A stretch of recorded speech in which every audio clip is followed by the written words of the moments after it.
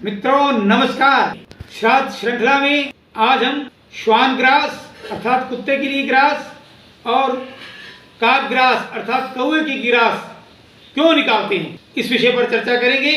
लेकिन चर्चा से पहले आपसे फिर अनुरोध करूंगा, आप अपना चैनल जय तिरंगा लाइक करते रहें, शेयर करते रहें और सब्सक्राइब जरूर जरूर जरूर करें। मित्रों आज हम चर्चा करेंगे श्राद्ध में श्वान के लिए रोटी अथवा कुत्ते के लिए रोटी क्यों निकालते हैं। जितने भी जानवर हैं, जितने भी पशु हैं, श्वान उनमें से सबसे वफादार पशु है। आप यूं कह सकते हैं कि बिना वेतन के आपकी चौकीदारी करता है। कोई भी अनजान व्यक्ति आपके गली में, आपके मोहल्ले में अगर प्रवेश करता है तो श्वान अथवा कुत्ता अपनी आवाज से, अपने भौंकने से उसे दूर भगाने का प्रयास करता है, अर्थात अनजान व्यक्तियों से आपकी सुरक्षा प्रदान करता है।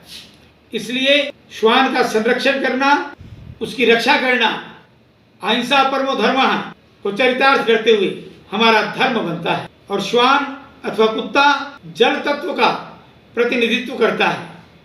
जिस प्रकार से हमारी बॉडी में 5 तत्व हैं, कल हमने बताया था कि गाय पृथ्वी तत्व का प्रतिनिधित्व करती है, तो श्वान जल तत्व का प्रतिनिधित्व करता है और अनजान व्यक्तियों से हमारी सुरक्षा करता है। इसलिए श्वान का संवर्धन करना, श्वान को बचाना हमारा कर्तव्य बनता है। इसलिए श्वान को रोटी देने का विधान है। उसके बाद कौवे के लिए ग्रास क्यों निकाला जाता है, एक बड़ा वैज्ञानिक कारण है इसके पीछे। आपने कभी भी बरगद का बीज अथवा पीपल का बीज उगते हुए नहीं देखो। भाई जिस तरह से और बीजों को हम डाल देते हैं और बीज फूट करके एक पौधा बनता है, बाद में पेड़ बन जाता है, लेकिन बरगद और पीपल ये 2 ऐसे पेड़ हैं जिनका बीज डायरेक्ट लगाने से कभी भी फुटाव नहीं आता, उगता नहीं। वास्तव में इन दोनों पेड़ों के बीज को जब कौवा खाता है और उसके अंदर बीज प्रस्फुटित होता है और जब वो बीट करता है और उस बीट में से बरगद और पीपल का पेड़ निकलता है। तो कौवे का संवर्धन करना बहुत जरूरी है, ताकि क्योंकि बरगद और पीपल 2 ऐसे पेड़ हैं जो हमारे लिए बहुत बहुत ज्यादा उपयोगी। ये तो विज्ञान ने सिद्ध कर दिया कि पीपल 24 घंटे ऑक्सीजन देता है और बरगद अनेक औषधियों का भंडार है। चाहे उसका दूध है, चाहे उसके पत्ते हैं, चाहे उसकी छाल है,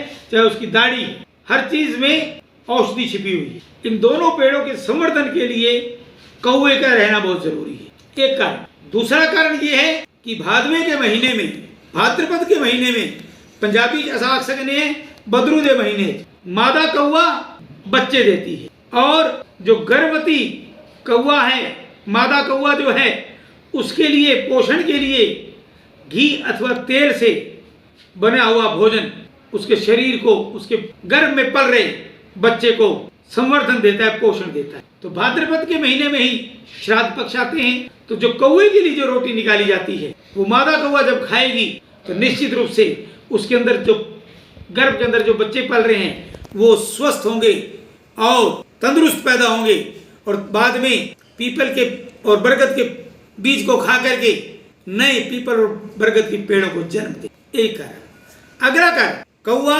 वायु तत्व का प्रतिनिधित्व करता है और पितृ देवताओं का प्रतिनिधित्व करता है। इसका कारण क्या कि कौवा ही पितृदेवों का प्रतिनिधित्व क्यों करता है, इसके पीछे एक कारण है। सर्वप्रथम कौवे की उत्पत्ति इंद्र के पुत्र जयंत ने कौवे का रूप धारण करके त्रेता युग में माता सीता के पास जाने का प्रयास किया था और तभी से कौवा पितृदेवों का प्रतिनिधित्व करता आ रहा है। भगवान श्री राम ने कौवे को ये वरदान दिया था कि आप कलयुग में पितृदेवों का प्रतिनिधित्व करेंगे।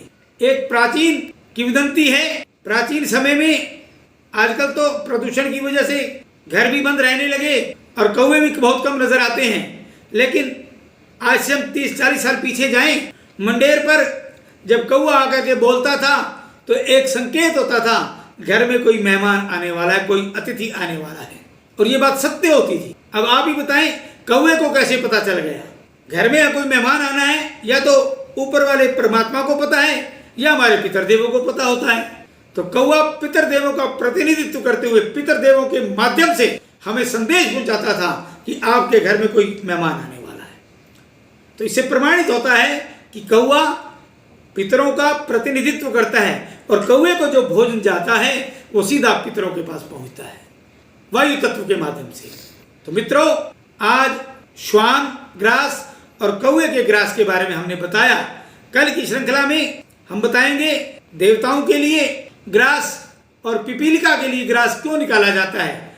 लेकिन इससे पहले निरंतर स्क्रीन पर नंबर चल रहा है, आपकी कोई जिज्ञासा हो, कोई समस्या हो अध्यात्म से संबंधित, तो उस नंबर पर संपर्क करके पूछ सकते हैं। आज का इस श्रृंखला में जो समाधान है, बृहस्पतिवार के दिन जब भी आप घर से निकलें, बृहस्पति जी की कथा सुन करके और बृहस्पति देव का प्रसाद खा करके निकलें, ताकि आपके कार्य जो अपूर्ण हैं वो उन कार्यों में निश्चित रूप से सफलता मिले।